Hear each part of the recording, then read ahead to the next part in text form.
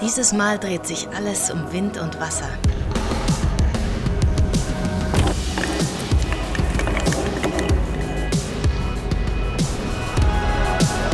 Es geht ums Kitesurfen und um die tolle Natur an Brasiliens Nordküste.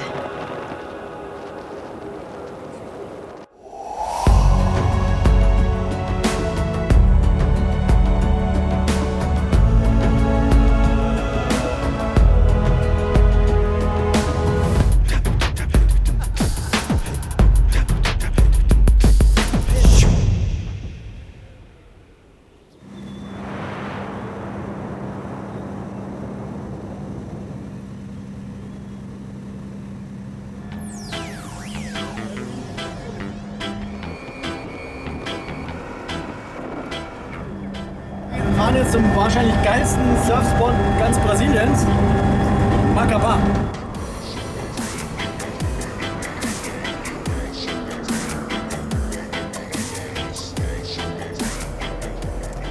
In Macapá gibt's Kiter, Fischer und Esel.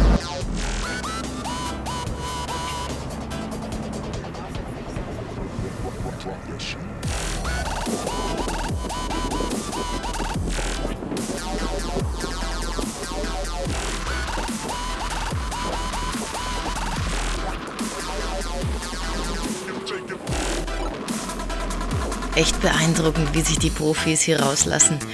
Ganz so cool sind wir leider nicht, aber zum Spaß haben reicht's.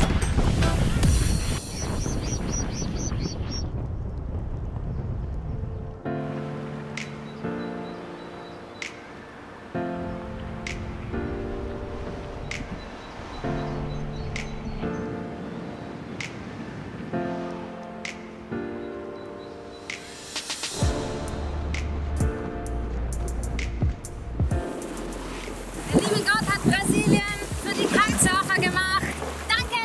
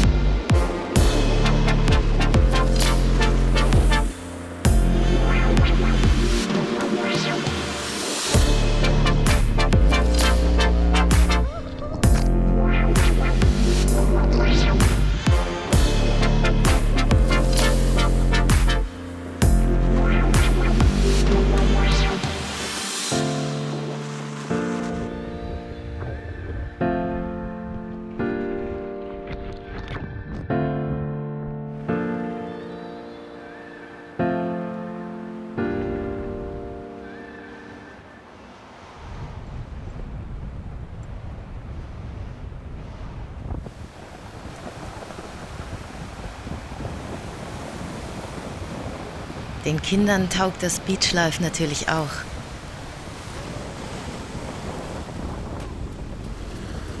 Und es gibt immer was zu sehen.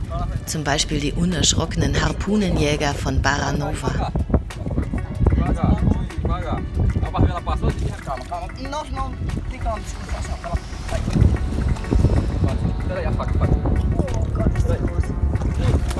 Was denn? Eine Riesenmoräne? Oh, schau dir das an.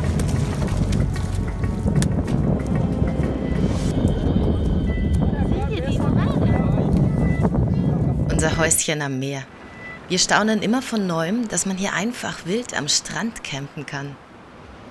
Aber wie das eben so ist, wenn man direkt an den besten Kitespots stehen will? Es ist windig. Meist bläst es mit 7 Windstärken und das 24 Stunden am Tag. Da sucht jeder Windschutz.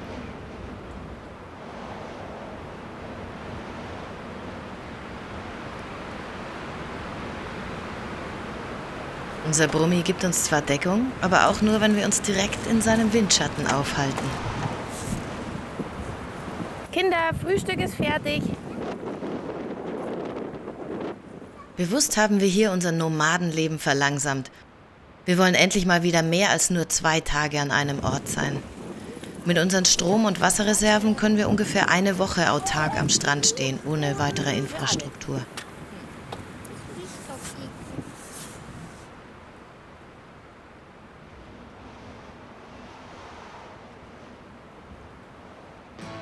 Habt ihr euch gewundert, woher die Luftaufnahmen kommen? Genau, von unserer neuen Drohne. Unsere alte hängt ja immer noch im Amazonas. Und wer hat sie mitgebracht? Oma und Opa. Sie sind aus Deutschland zu Besuch gekommen und die Kinder sind selig.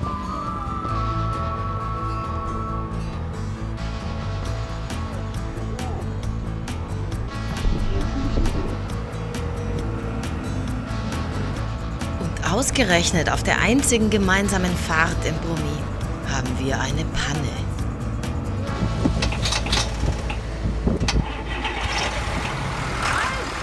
Das Batterie-Hauptrelais raucht ab. Prima, dass Opa Heinz Ingenieur ist und sich mit Elektrotechnik bestens auskennt. Also ich kann schon weggehen, aber ich weiß nicht, was da passiert. Die Frage wäre halt, ob der Motor alleine weiterläuft. Aber die Frage ist halt, was passiert da elektrisch mit dem Relais? Wir überbrücken das Relais und können weiterfahren, wenn auch improvisiert. Einen Tag später hat uns leider die Bordelektronik die Batterien leer gesaugt. Aber nur LKWs mit 24 Volt können unserem Brummi Starthilfe geben. Und der einzige Truck im Ort ist die Müllabfuhr. Und obwohl alle Mann beim Kabelhalten helfen, hilft uns das Ganze nichts. Komischerweise hat diese Müllabfuhr nämlich nur 12 Volt. Ein paar Tage später kriegen wir ein neues Relais und volle Batterien und sind wieder mobil. Lebensverändernde Ereignisse fallen in diese Wochen. Unsere Kinder lernen endlich schwimmen. In den letzten Monaten konnten wir einfach nie so richtig regelmäßig üben. Aber jetzt geht endlich der Knoten auf. Eine Riesenerleichterung für uns. Und so powert sich jeder hier im Wasser auf seine Weise aus. Tage ohne Wind gibt's hier eigentlich nicht. Für uns ist es eine geniale Zeit, die wir so lange wie möglich genießen wollen.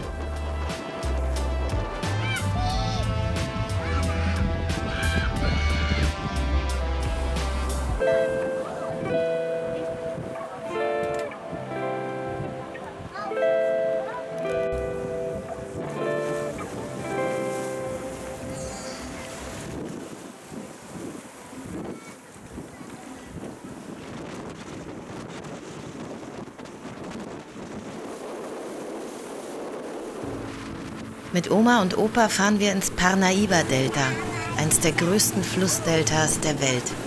Eine Wasserwelt mit verschlungenen Kanälen zwischen unzähligen Inseln und unberührter Natur.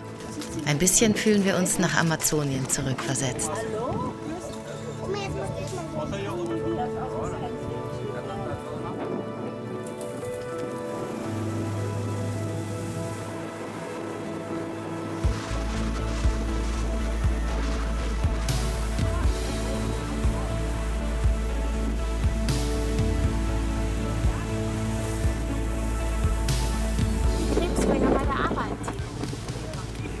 Siehst du, wie sie im Schlamm wühlen? Und was ich noch nie vorher gesehen hatte? Die Krabbenfischer, die die Krebse mit bloßen Händen aus ihren tiefen Löchern holen. Und hier. Schaut, der hat die Hand mit so einem Gummihandschuh und dann macht er diese Löcher rein und dann erwischt er sie und dann geht das heraus und dann zählt das so ein Lamm.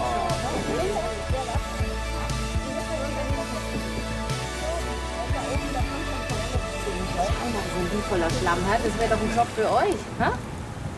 Mir würde das auch gefallen. Ja, Wahnsinn. Ich dachte, der ganze Korb ist Krebs. Ja.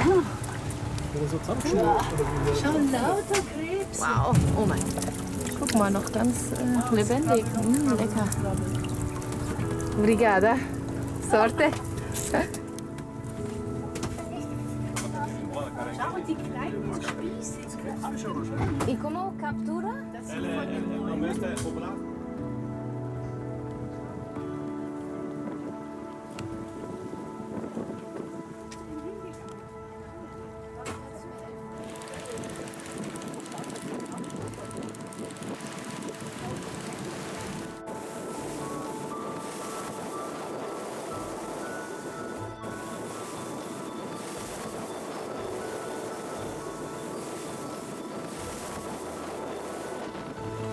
Gegen Abend steuern wir eine ganz besondere Insel an. Der Kapitän schaut noch auf die Uhr und nickt und wir fragen uns, was jetzt wohl kommt. Und dann sehen wir sie. Scharlachsichler im Anflug. Das sind neonrote Ibisse, die genau hier ihre Schlafinsel haben. Erst sind es nur ein paar wenige und dann kommen aus allen Himmelsrichtungen immer mehr, bis die ganze Insel aussieht, als hätte sie jemand mit riesigen roten Blüten geschmückt.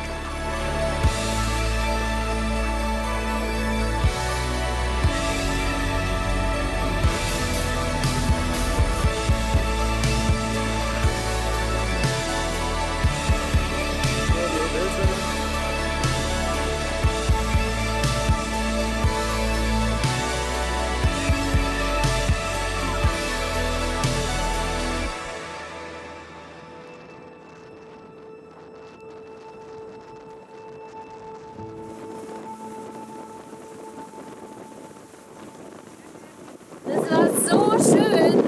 Ja, Emil?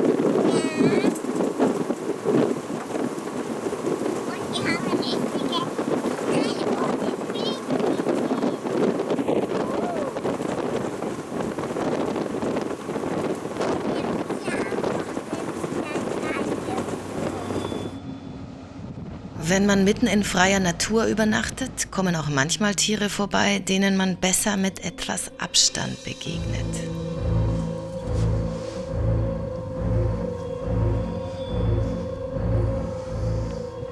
Hast du sie klauen gesehen?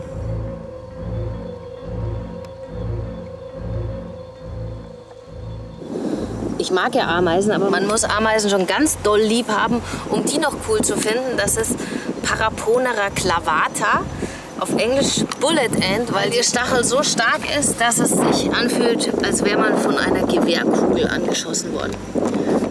Ungefähr 4 cm lang. Ich glaube, das ist die größte Ameise der Welt. Ganz schön groß. Das ist Gott sei Dank. Ich kenne die aus dem Regenwald, aber dass sie jetzt uns hier am Strand besuchen kommt, wo wir seit Monaten alle barfuß laufen, auch die Kinder, das finde ich jetzt doch ein bisschen gruselig. So, meine Liebe, verzieh dich wieder. Auch andere Ameisen suchen uns heim oder vielmehr suchen ein Heim in unserem Cockpit. Woran merkt man, wenn man zu lange an einem Fleck war? Wenn die Ameisen hier schon eine Kolonie gründen, im Fahrersitz. Oh mein Gott, die haben da Eier gelegt. Sorry, ihr Lieben. Juhu. Wo ist der Berg weiter? Die weißen Dinger sind die Ameiseneier. Schau, jetzt versuchen sie ganz aufgeregt irgendwo hinzutragen. Ja, ich kann sie irgendwo in die Wiese entlassen. Hast du sie gesehen, Emil? Ja. Die waren auf dem Fahrersitz, Tino. So lange waren die hier schon.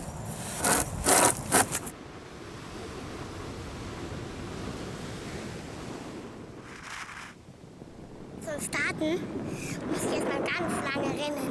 Los geht's.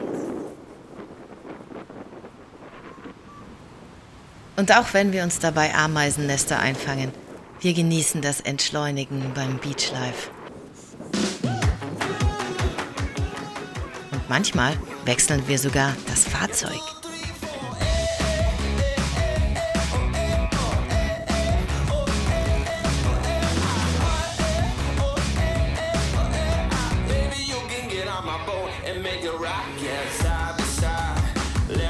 Aber das Tollste ist, wir treffen Freundinnen. Vivian und Steffi kommen uns besuchen. Die sind auch hier zum Kiten.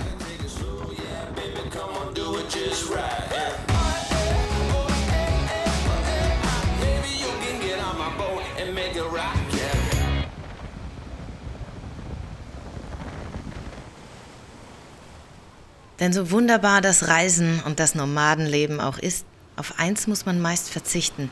Und das ist manchmal ein bisschen traurig. Auf Familie und Freunde. Aber nicht in diesen Wochen.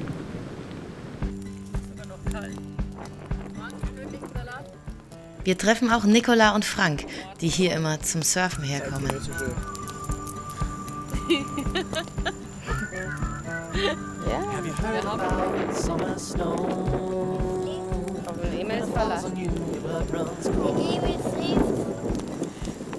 Und endlich mal wieder mit guten Freunden am Lagerfeuer zu sitzen, das wärmt uns nicht nur von außen.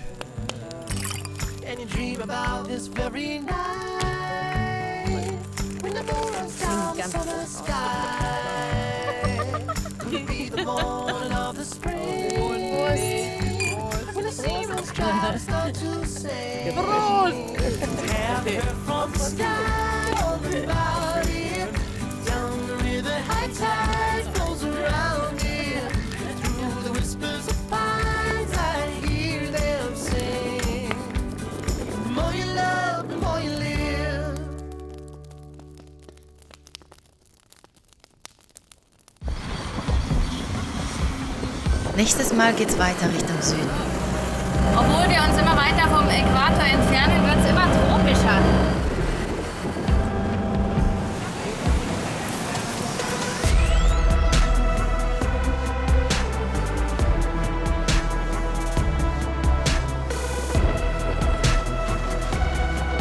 Wir klappern noch ein paar der bekanntesten Surfspots ab. Zum Beispiel das legendäre Jericoacoara. Geile Wellen, aber zu viel los für unseren Geschmack. So romantisch. Wir und 3 Millionen andere. Dann das. Nach 25.000 Kilometern habe ich fertig. Mehr geht erstmal nicht. Reifen unserer Größe gibt's hier leider nicht, aber eine Reifenklinik. Das ist wahrscheinlich der Tiefpunkt unserer Reise. Wir campieren seit 3 Tagen in dieser Tankstelle.